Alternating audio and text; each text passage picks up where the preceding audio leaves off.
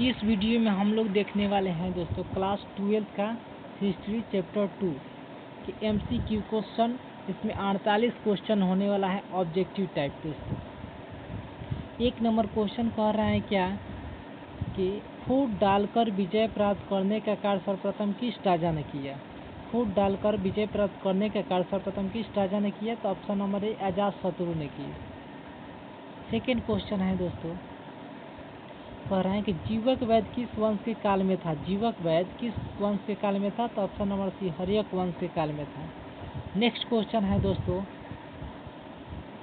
अपने स्वयं के खर्चे से सुदर्शन झील की मरम्मत किसने कराई, तो ऑप्शन नंबर सी रुद्रदामन ने करवाया। रुद्रदामन ने करवाया। नेक्स्ट क्वेश्चन है दोस्तों इस वीडियो का, कह रहा है क्या कि पाटलिपुत्र नगर के स्थापना उदय ने किस नदी के संगम पर किया। पाटलिपुत्र नगर के स्थापना किसने की, उदय ने, और किस नदी के संगम पर किए, तो ऑप्शन नंबर डी सभी पर किए, यानी गंगा, सोन, पुनपुन नदी, इन सभी पर किए।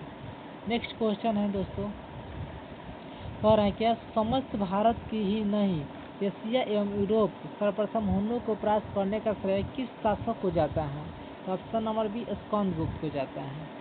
नेक्स्ट क्वेश्चन हो जाएगा, यूरोप का समुद्रगुप्त कौन था। यूरोप का समुद्रगुप्त कौन था, तो ऑप्शन नंबर बी नेपोलियन था। नेक्स्ट क्वेश्चन है दोस्तों, कह रहा है क्या किसके अभिलेख में भूमि दान का उल्लेख मिलता है। किसके अभिलेख में भूमि दान का उल्लेख मिलता है, तो ऑप्शन नंबर सी प्रभावती गुप्त। नेक्स्ट क्वेश्चन है, भूमि अनुदान से संबंधित प्रथम अभिलेख प्रमाण किसका है, तो ऑप्शन नंबर बी सातवाहन काल को है।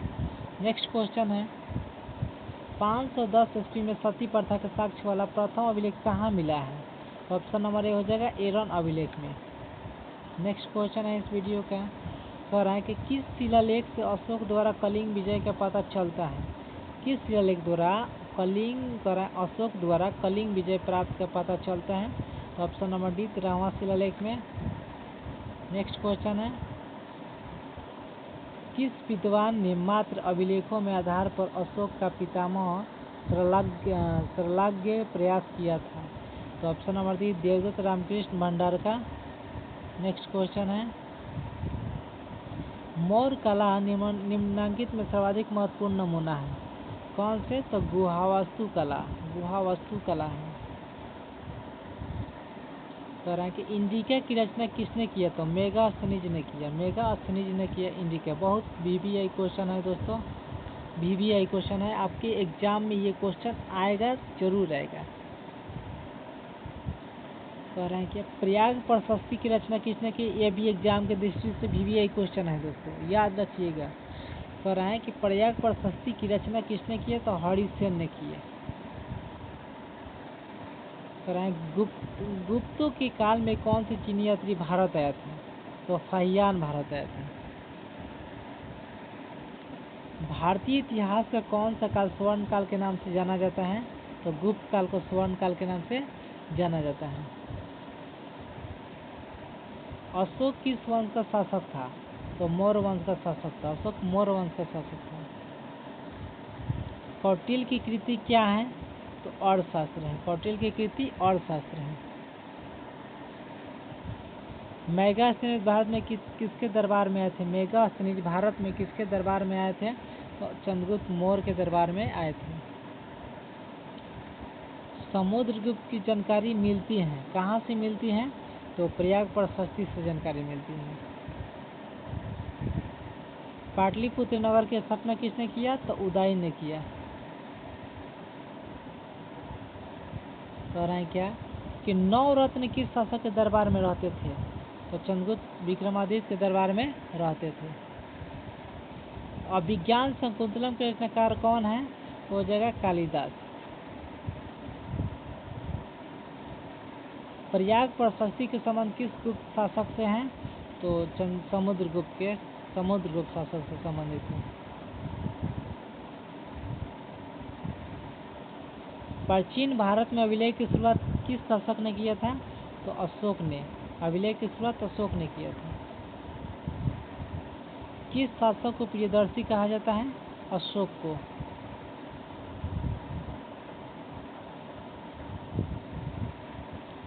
कह रहा है कि कौटिल्य का अर्थशास्त्र मौर्यकालीन इतिहास की जानकारी एक प्रमुख स्रोत है। यह आर कौटिल्य चंद्रगुप्त मौर्य का प्रधानमंत्री था। यानी ये कथन सही है कि आर सही है, तो यही बताना।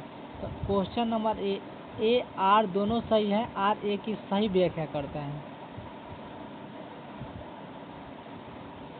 मेगास्थनीज बिंदुसार के दरबार में रह गया। आर कहता है मेगास्थनीज ग्रीक था। क्या दोनों सही हैं? ये असत्य है, परंतु आर सत्य है। मेगास्थनीज बिंदुसार के दरबार में भारत गया, नहीं, गलत है ये वाला। मेगास्थनीज ग्रीक था। मौर्य काल में टकसाल का प्रधान कौन था? तो लक्षणाध्यक्ष था। नेक्स्ट क्वेश्चन हो जाएगा, पतंजलि के महाभाष्य किसकी कृति की? पतंजलि के महाभाष्य किसकी कृति की जानकारी मिलती है? तो मौर्य काल की जानकारी मिलती है। धम्मा महापात्रो किसने शुरू किया है? तो अशोक ने शुरू किया है। अर्थशास्त्र इंडिका में किस राजवंश के बारे में जानकारी मिलती है? मौर्य वंश के बारे में जानकारी मिलती है। एलोरा में कैलाश मंदिर किस राजवंश से निर्मित कराया गया था? राष्ट्रकूट वंश के। 16 महाजनपदों के शक्तिशाली महाजनपद कौन था? तो मगध था। पुराणों की संख्या कितनी है? तो 18 है। अर्थशास्त्र के लेखक कौन है? अर्थशास्त्र के लेखक कौन है? कौटिल्य या चाणक्य। इसका नाम है कौटिल्य या चाणक्य। वज्जी को सामाजिक ग्रंथों में कहा गया है गणतंत्र। जनपद शब्द का शाब्दिक अर्थ क्या होता है? तो जहाँ लोग अपना घर बनाते हैं। पंच चिन्ह वाले सिक्के बने होते हैं। तो द ब स तीनों का, द ब स तीनों का बनता है। नेक्स्ट क्वेश्चन है, पाटलिपुत्र नगर की स्थापना की थी, किसने की थी? तो पाटलिपुत्र नगर के उदयन द्वारा किया गया था। तक्षशिला विश्वविद्यालय कहाँ स्थित है? पाकिस्तान में स्थित है। हायान किसके शासनकाल में भारत आया था? तो चंद्रगुप्त द्वितीय के शासनकाल में भारत आया था। भारत का नेपोलियन किस शासक को कहा जाता है? समुद्रगुप्त को कहते हैं। कनिष्क का राजारोहण कब हुआ था? तो 78 ईसा पूर्व में। मौर्य साम्राज्य का प्रथम शासक कौन था? चंद्रगुप्त मौर्य ने। मेगास्थनीज कौन था? तो एक राजदूत था। धाम की शुरुआत किसने की थी? अशोक ने किया था। मौर्य साम्राज्य के तृतीय शासक कौन था? अशोक था। यदि हमें वीडियो अच्छा लगा है दोस्तों तो हम वीडियो को लाइक, सब्सक्राइब तथा हमारा चैनल शेयर जरूर कीजिएगा दोस्तों।